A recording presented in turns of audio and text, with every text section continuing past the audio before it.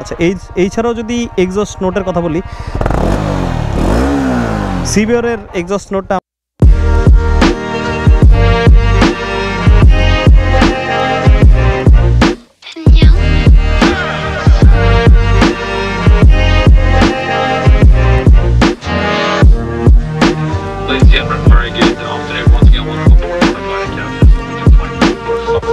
Hello there, assalamu alaikum.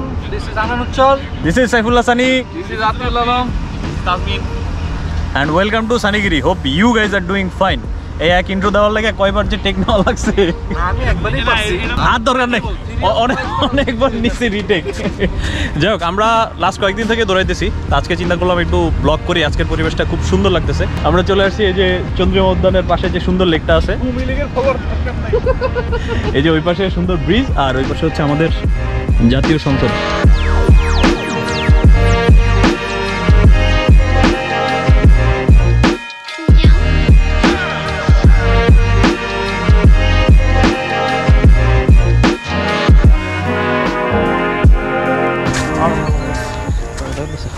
আজকে রাফি ভাইয়ের ছুটি।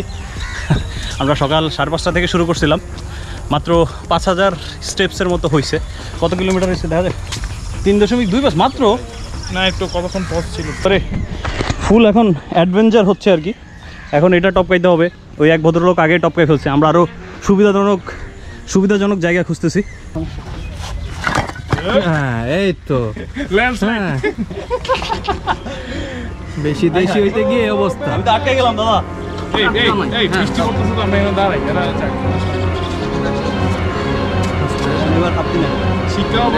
জীবন বাঁচানো ফরজ নিয়ে একবার যদি কিছু একটা হয়, ইমাজিন করেন কি হবে। আর এখানে আমাদের রাফি ভাই আটকায় বরাবরের মতো আটকায় পড়ছে।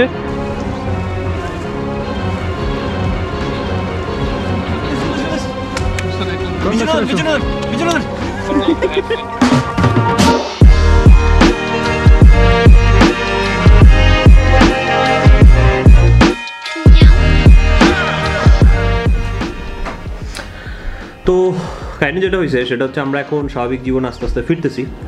আর স্বাভাবিক জীবনে ফেরার সাথে সাথে স্বাভাবিক জীবনের আরেকটা লাইফ আপডেট দিয়ে দিই। সেটা হলো করোনার যে দ্বিতীয় ডোজ, সেটা আমার এখনও নেওয়া হয় নাই। তো সেটার জন্য দেখলাম যে সকাল সকাল একটা মেসেজ চলে আসছে, তো গিয়ে করোনার সেকেন্ড ডোজটাও নিয়ে আসছি। বৃষ্টি ছিল। আচ্ছা,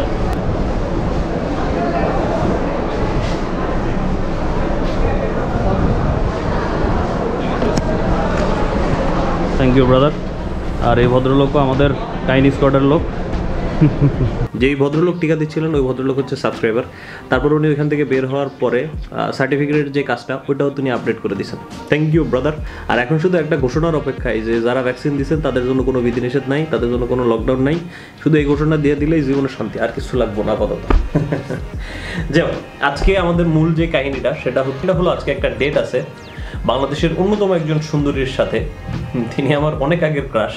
তো তার সাথে এখন হচ্ছে ডেটে যাচ্ছি। আর ডেটে যাওয়ার আগে নিজেকে একটু রেডি করতে হবে।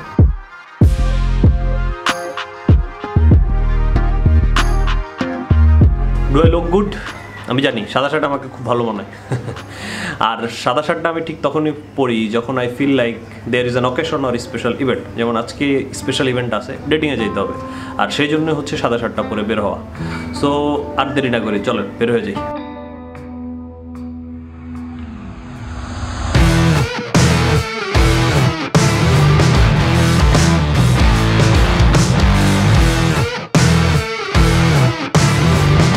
ইয়েস, আজকে আমাদের ডেট হচ্ছে CBR 150 আর 2021 এই বাইকটার সাথে। তারপর বলো তোমার সম্পর্কে কিছু। কি হয়েছে? বলছে যে স্পেসিফিকেশনগুলো গুগল করে নিতে। চলেন আজকে মিরপুরের অলিতে গলিতে ঘুরতে ঘুরতে আমরা CBRটা নিয়ে কথা বলি। এটা আসলে কোনো রিভিউ না, জাস্ট বলতে পারেন ওভারভিউ অথবা my opinion about this new CBR 2021। তো এই বাইকটা সম্পর্কে আমার কি কি ভালো লাগা আছে, কি কি খারাপ লাগা আছে, সেগুলো নিয়ে মূলত আজকে কথা বলার ট্রাই করব। প্রথমে ভালো লাগার যে বিষয়টা সেটা হচ্ছে এই বাইকটার looks and design. One of the best looking bikes of Bangladesh. Sports ক্যাটাগরিতে যতগুলো বাইক আছে সবচেয়ে বেশি সুন্দর লাগে আমার এই বাইকটা, এটাই আমাকে সবচেয়ে বেশি টানে। দেখেন প্রথমে হেডলাইটটার কথাই যদি বলি, কি জোস লাগতেছে। দুইটা পার্কিং লাইট আর এগুলো ইন্ডিকেটর লাইট হিসেবে ব্যবহার করা হয়। মূল হেডলাইট সেটআপ যেটা মূলত হচ্ছে সিবিআর 250R থেকে ইন্সপায়ার্ড হয়ে হচ্ছে এই ডিজাইনটা করা। মনে হচ্ছে ও আমার দিকে তাকিয়ে আছে আর আমার হার্টবিট বেড়ে যাচ্ছে। এরপরে সামনের থেকে যদি চলে আসে আমরা সাইড ওয়াইজেও কিন্তু বাইকটা অনেক বেশি বাল্কি আর মাস্কুলার মনে হয়। তারপর আমরা চলে আসি হচ্ছে ব্যাক সাইডের দিকে। ব্যাক সাইডে যে টেল লাইটটা আছে সেটাও জোস। কিছু বলবা? এমনি দেখতে আসছো? আচ্ছা দেখো, হোন্ডাটা খুব সুন্দর। এটা আসলে হোন্ডা, এটা অন্য কিছু না। আচ্ছা, উৎসুক জনতার ভিড় জমে গেছে এখানে।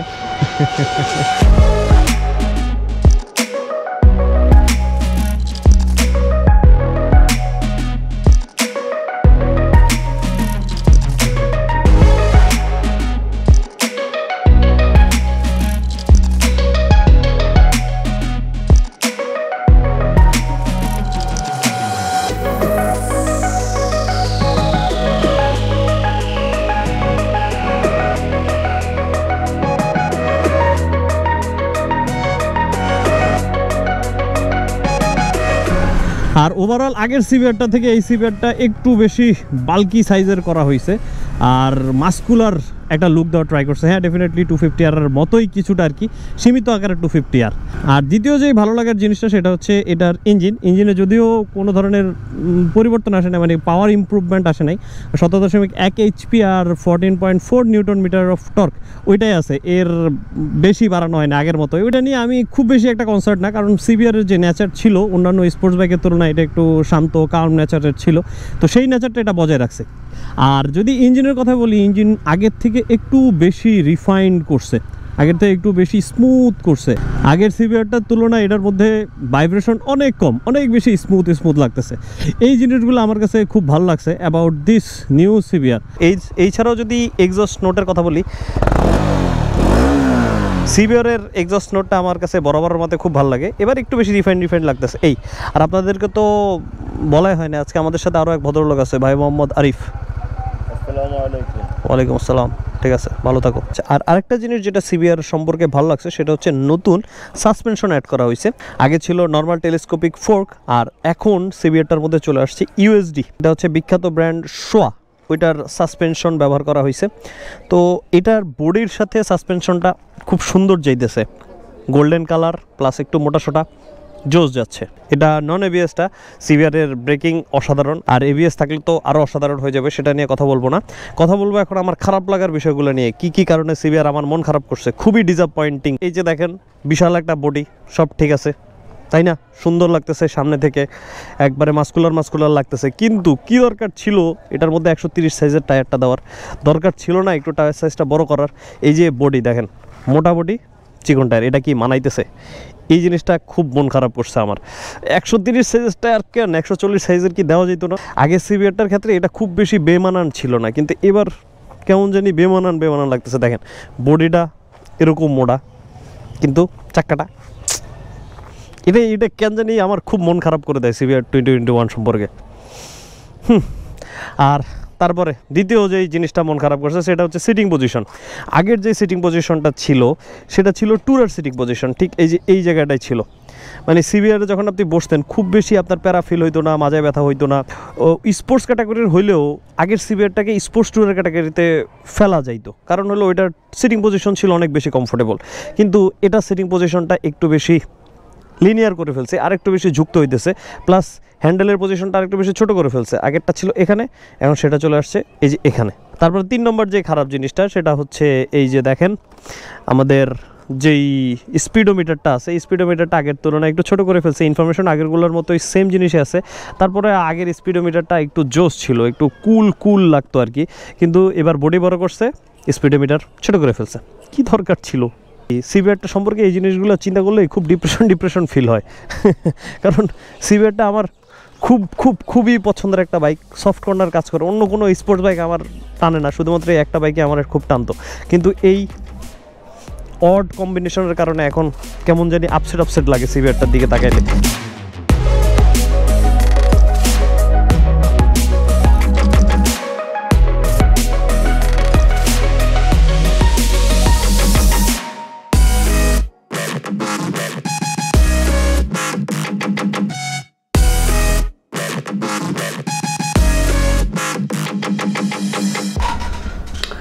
তো এই ছিল আমাদের আজকে সিভিয়ারটা নিয়ে হালকা ডেটিংয়ে বের হওয়া, আর ডেটিংয়ের এক্সপিরিয়েন্স আপনাদের সাথে শেয়ার করলাম এই আর কি। একটা জিনিস কি, আপনি একটা জিনিস নিয়ে প্যাশনেট, যেমন আমি প্যাশনেট হচ্ছে বাইক নিয়ে, বাইক রিলেটেড থিং নিয়ে, আলাদা আরও অন্যান্য গ্যাজেট নিয়ে আমি প্যাশনেট। তো সেই জিনিসগুলো নিয়ে কথা বলতে আমার কাছে খুব ভালো লাগে, বা সেই জিনিসগুলো আমার ব্লগের মধ্যে ইনক্লুড করতে আমার কাছে খুব ভালো লাগে। কিন্তু এই যে লকডাউনটা হচ্ছে জীবনটাকে কেমন জানি স্বাধীন, মানে আমতা টাইপের একটা শব্দ আছে না, ওই আমতা করে ফেলে, প্যাশনের জায়গাগুলো থেকে দূরে থাকতে খুব কষ্ট লাগে। তারপরেও এই যে আস্তে আস্তে এখন একটু শিথিলতার দিকে যাচ্ছে, ইনশাল্লাহ আশা করতেছি সামনে লকডাউন শেষ হয়ে যাবে, নিজের প্যাশনের জায়গাগুলো নিয়ে আবার কাজ করতে পারবো, নতুন বাইকের সাথে ডেটে যাবো ইনশাল্লাহ। সামনে আশা করতেছি আর লকডাউন বাড়াবে না বাড়াইলেই ভালো, ঘরের ভিতরে থাকতে খুব প্যারা লাগে। ঠিক আছে ব্রোস, এই ছিল আজকের ব্লগের জন্য। তাহলে দেখা হবে নেক্সট ভিডিওতে। আপনারা অনেকে নাকি হচ্ছে খুশিকে মিস করতেছেন এবং তার যেই 3জন বাচ্চা কাচ্চা আছেন তাদেরকে আপনারা মিস করতেছেন। তাহলে নেক্সট ব্লগে তাদের সাথে আপনাদেরকে পরিচয় করে দিব। আজকের জন্য ভিডিও এখানেই শেষ করতেছি। Sunny out, tata, good bye, Allah হাফেজ।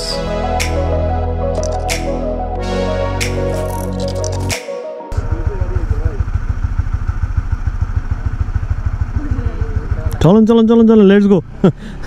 আল্লাহ হাফেজ।